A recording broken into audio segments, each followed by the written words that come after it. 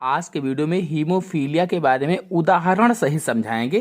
तो चलिए शुरू करते हैं। देखिए, जो हीमोफीलिया है, ये हीमोफीलिया अप्रभावी लिंग संलग्न रोग है। अप्रभावी लिंग संलग्न रोग होता है। जो हीमोफीलिया है, ये अप्रभावी लिंग संलग्न रोग है और ये अधिकतर पुरुषों में होता है। अधिकतर पुरुषों में होता है, स्त्रियों में बहुत कम होता है। अधिकतर पुरुषों में ये हो जाता है। और इसमें होता क्या है हीमोफीलिया में? तो रुधिर का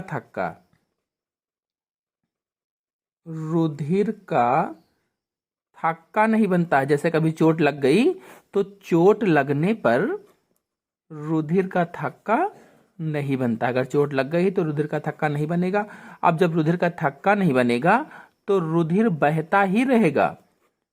रुधिर बहता ही रहेगा और लगातार रुधिर बहने से रोगी की मृत्यु हो जाती है। आपको बता दें कि हीमोफिलिक जो लक्षण होते हैं, हीमोफिलिक लक्षण का जीन अप्रभावी होता है।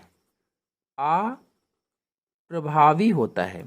जो हीमोफिलिक लक्षण का जीन होता है, ये अप्रभावी होता है और एक्स गुणसूत्र पर पाया जाता है। एक्स गुणसूत्र पर होता है या पाया जाता है। एक्स गुणसूत्र पर, याद रखेंगे। वाई गुणसूत्र पर इसका एलील नहीं पाया जाता है। एलील यानी युग्म विकल्पी एलील नहीं होता है। केवल एक्स गुणसूत्र पर इसका जीन पाया जाता है, वाई गुणसूत्र पर इसका एलील नहीं पाया जाता है। इसीलिए क्या होता है, जो पुरुष होते हैं, इसीलिए पुरुषों में केवल एक ही एक्स गुणसूत्र पर इसका जीन होने पर रोग हो जाता है। याद रखेंगे, अगर पुरुषों में केवल एक ही एक्स गुणसूत्र पर इसका जीन है तो फिर रोग हो जाएगा। पुरुषों की बात की गई है, एक ही गुणसूत्र पर है तो रोग हो जाएगा। लेकिन स्त्रियों में, अगर स्त्रियों की बात की जाए, लेकिन स्त्रियों में दोनों गुणसूत्रों पर इसका जीन होता है, तब स्त्रियां इस रोग से ग्रसित होती हैं। यानी पुरुषों में केवल एक्स गुणसूत्र पर, एक ही एक्स गुणसूत्र पर होने से यह रोग हो जाएगा। स्त्रियों में दोनों एक्स गुणसूत्रों पर, जब दोनों पर ये जीन इसका पाया जाएगा तभी रोग होगा। अगर एक पर पाया जा रहा है तो रोग नहीं होगा, रोग की वाहक होंगी।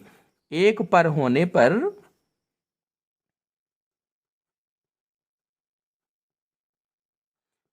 तो रोग की वाहक होंगी,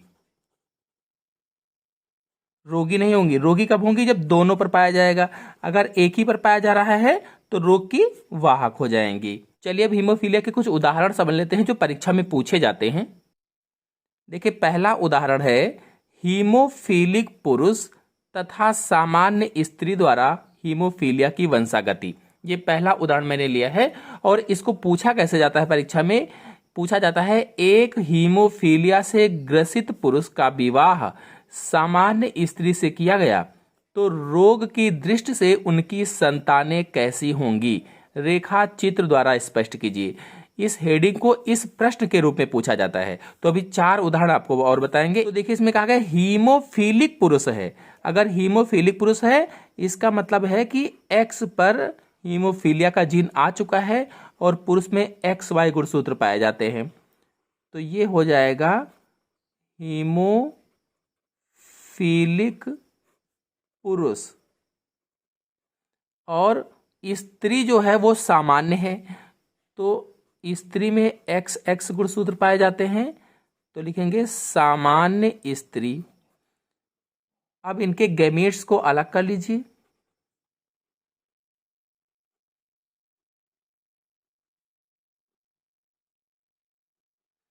और क्रॉस करवा दीजिए। क्रॉस करवाने पर ये देखिए, हीमोफीलिया का जीन यहाँ पर आएगा और फिर इसको अगर इससे क्रॉस करवाएंगे तो इस तरह से आ जाएगा। इसको फिर इससे क्रॉस करवाना है और फिर इसी को इससे क्रॉस करवाना है, इस तरह से आ जाएगा। और मैंने बताया था अगर स्त्रियों में दोनों गुणसूत्रों पर उपस्थित है तभी रोग से ग्रसित होंगी, अगर एक पर है तो वाहक होंगी। तो यहां लिखेंगे वाहक पुत्री, वाहक पुत्री, ये भी वाहक पुत्री। और ये सामान्य पुत्र, ये भी सामान्य पुत्र हो जाएंगे। यानी अगर हीमोफीलिक पुरुष है और सामान्य स्त्री है, उसका विवाह होता है, तो उसकी जो पुत्रियां होंगी सभी पुत्रियां रोग की वाहक होंगी और सभी पुत्र सामान्य होंगे। चलिए दूसरा उदाहरण देखते हैं। देखिए दूसरा उदाहरण है सामान्य पुरुष तथा हीमोफीलिया जीन की वाहक स्त्री है। तो पुरुष कैसा है? सामान्य पुरुष है, तो XY गुणसूत्र पुरुष में पाए जाते हैं, सामान्य पुरुष हो जाएगा। और हीमोफीलिया जीन की वाहक स्त्री है, जब वाहक है तो एक गुणसूत्र पर उसके ये तो वाहक स्त्री हो जाएगी। इनका अगर विवाह हुआ, सामान्य पुरुष का विवाह हीमोफीलिया जीन की वाहक स्त्री से अगर होता है तो अब इनके गैमीट्स को आप अलग कर लेंगे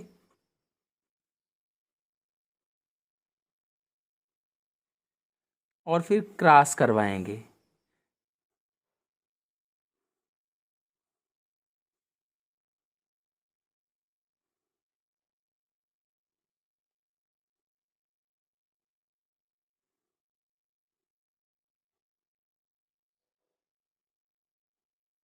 तो देखिए अब ये सामान्य पुत्री हुई है, सामान्य पुत्री।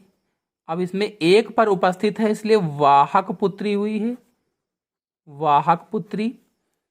और यहां पर देखिए सामान्य पुत्र हुआ है और ये ग्रसित हो गया है, ग्रसित, हीमोफीलिया से ग्रसित पुत्र या हीमोफीलिक पुत्र भी कह सकते हैं, हीमोफीलिक पुत्र। तो देखिए इसको कैसे लिखेंगे कि जो पुत्र हैं ये 25% सामान्य है। यानी जब सामान्य पुरुष का विवाह हीमोफीलिया जीन की वाहक स्त्री से होगा तो उसके 25% पुत्र सामान्य होंगे और 25% पुत्रियां सामान्य होंगी, 25% पुत्रियां जीन की वाहक होंगी और 25% पुत्र उस रोग से ग्रसित हो जाएंगे। फिर अगला उदाहरण लेते हैं। फिर देखिए अगला उदाहरण है कि हीमोफीलिक पुरुष तथा हीमोफीलिया की वाहक स्त्री। अब हीमोफीलिक पुरुष है, तो हीमोफीलिक पुरुष है, इसका मतलब X गुणसूत्र पर वो हीमोफीलिया का जीन होगा। और हीमोफीलिया की वाहक स्त्री है तो वाहक स्त्री लिख दीजिए, केवल वाहक स्त्री है, इसका मतलब X गुणसूत्र पर उपस्थित होगा जीन। इनके अगर हम अलग अलग गैमीट्स को करें तो इसका गैमीट्स इधर हो जाएगा, इसका गैमीट्स इधर हो जाएगा और क्रॉस करवाएं तो देखिए x ये हो जाएगा। अगर इसका क्रॉस करवा देंगे तो x हो जाएगा, हीमोफीलिया का जीन उपस्थित है, ये XY हो जाएगा। और इसका क्रॉस करवाने पर ये देखिए इस तरह से आ जाएगा। अब इसमें देखिए ये क्या है, पुत्री है, तो पुत्री है लेकिन दोनों पर होगा तभी ग्रसित होगी, इसलिए वाहक पुत्री है, वाहक पुत्री हुई यहां पर। और ये देखिए ये ग्रसित पुत्री हो गई, हीमोफीलिक पुत्री हो गई, तो हीमोफीलिया से ग्रसित पुत्री हो गई है, सामान्य पुत्र हो गया है और ये ग्रसित पुत्र हो गया है, ग्रसित पुत्र। अब देखिए अगर कोई हीमोफीलिक पुरुष है उसका विवाह हीमोफीलिया की वाहक स्त्री से होता है तो उसके जो पुत्र होंगे, पुत्रियां जो होंगी, पुत्रियों में वाहक 25% होंगी और 25% ग्रसित हो जाएंगी उस रोग से। पुत्र में 25% सामान्य होंगे और 25% उस रोग से ग्रसित हो जाएंगे। फिर ये चौथा और अंतिम उदाहरण है कि सामान्य पुरुष तथा हीमोफीलिया से ग्रस्त स्त्री का विवाह अगर होता है। पुरुष कैसा है? सामान्य है, तो XY हो जाएगा। हीमोफीलिया से ग्रस्त स्त्री है, यानी हीमोफिलिक स्त्री है, हीमोफिलिक स्त्री है, तो जब हीमोफिलिक है तो दोनों गुणसूत्रों पर जीन उपस्थित होंगे हीमोफीलिया के। अब इसके एलील्स को यानी कि गैमेट्स को अलग कर लेते हैं और क्रॉस करवाते हैं।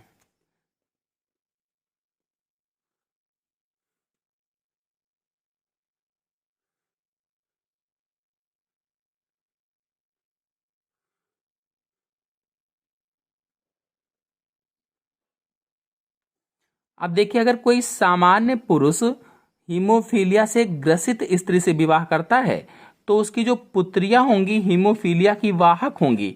ये दोनों पुत्रियां हैं हीमोफीलिया की वाहक हैं और दोनों पुत्र हीमोफीलिया से ग्रसित हैं। देखिए, अगर कोई सामान्य पुरुष हीमोफीलिया से ग्रसित स्त्री से विवाह करता है तो उसकी सभी पुत्रियां हीमोफीलिया की वाहक होंगी, कैरियर होंगी, वाहक या कैरियर हो जाएंगी, और सभी पुत्र उसके जितने भी पुत्र होंगे वो सभी हीमोफीलिया से ग्रसित हो जाएंगे या हीमोफिलिक हो जाएंगे। तो आशा है आप सभी लोगों को ये चारों उदाहरण अच्छी तरह से समझ में आ गए होंगे और हीमोफीलिया क्या है ये भी अच्छी तरह से समझ में आ गई होगी।